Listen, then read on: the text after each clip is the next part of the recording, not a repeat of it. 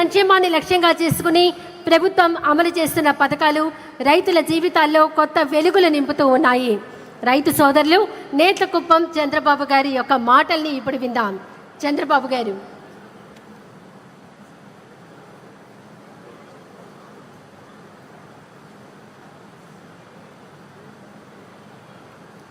గౌరవనీయులైన నారా చంద్రబాబు నాయుడు సార్ గారికి నా మనస్ఫూర్తిక సుమాంజలు. నా పేరు చంద్రబాబు, మా ఊరు నెత్తుకుప్పం, మా మండలం ఆర్సీపురం మండలం, తిరుపతి జిల్లా. నేను ఒక చిన్న రైతుని, ప్రకృతి వ్యవసాయం చేస్తున్నాను. సార మేరకు సూచనల మేరకు ప్రకృతి వ్యవసాయం ఇప్పుడు గత 6 సంవత్సరాలుగా చేస్తున్నాను. నేను చేస్తూ కషాయాలు తయారు చేస్తూ అగ్నాస్త్రం, బ్రహ్మాస్త్రం, దేవగా జీవాంతరం ఇవన్నీ చేస్తూ రైతులకు నాకై మిగిలి రైతులకు కూడా ఇస్తూ రైతులను ముందుకు తీసుకొని పోవాలని నేను ఎంతో ప్రకృతి వ్యవసాయంలో కృషి చేస్తున్నాను. నాకు ప్రకృతి వ్యవసాయం తర్వాత సారు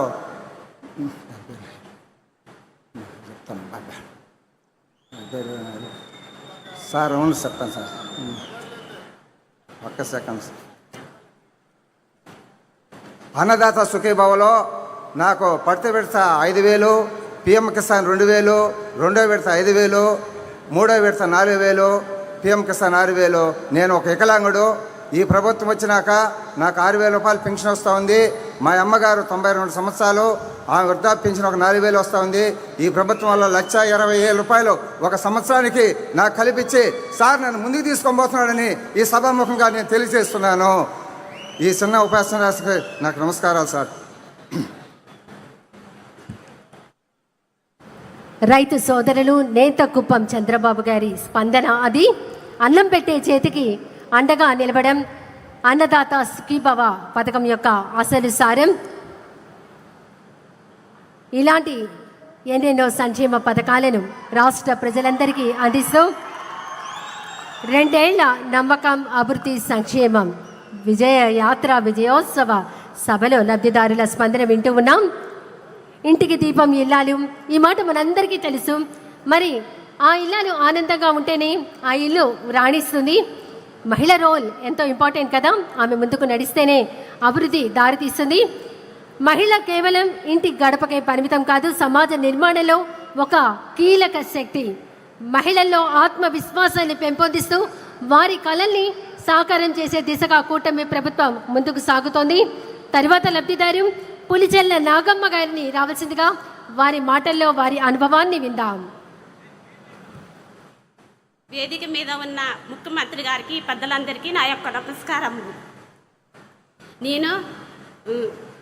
నా పేరు పులిచెర్ల నాగమ్మ, నంద్యాల జిల్లా ఆత్మకూరు మండలం కొటల్చేరు చించుగూడెం నుంచి వచ్చాను. నాకు 5 పిల్లలు, 5 మంది పిల్లలు, 2 కొడుకులు, 3 ఆడపిల్లలు. 5 మంది పిల్లలు పాఠశాలకు వెళుతున్నారు. 5 మంది పిల్లలకు తల్లికి వందనం పడుతుంది. తల్లికి వందనం పడిన డబ్బులతో నేను కొంత దాచుకుంటూ కొంత పిల్లలకు ఖర్చు పెట్టుకుంటున్నాను. మా ఊరిలో ప్రతి ఒక్క పిల్లవానికి తల్లి వందనం పడుతుంది. కాబట్టి ముఖ్యమంత్రి గారికి నాకు కృతజ్ఞతలు చెప్పుకుంటున్నాను. అంతేకాకుండా మా ఊరి బడిలో మా పిల్లలు మా ఊరి బడికే పోతున్నారు. అక్కడ టీచర్లు బాగా చదువు చెప్తున్నారు. పుస్తకాలు, బ్యాగులు, బూట్స్, యూనిఫామ్స్ ఇస్తున్నారు. అలాగే మధ్యాహ్నం భోజనం కూడా పెడుతున్నారు. చాలా బాగా పెడుతున్నారు. అది తిన్న పిల్లలు చాలా ఆరోగ్యంగా ఉంటున్నారు. ఇంత ముందుకు నాకు ఇల్లు లేదు. ఈ ప్రభుత్వం వచ్చినాక ఈ ప్రభుత్వం ఆడిట్ కలిపి నాకు ఇల్లు సౌకర్యం కల్పించినారు. అందుకు ముఖ్యమంత్రి గారికి నేను కృతజ్ఞతలు చెప్పుకుంటున్నాను.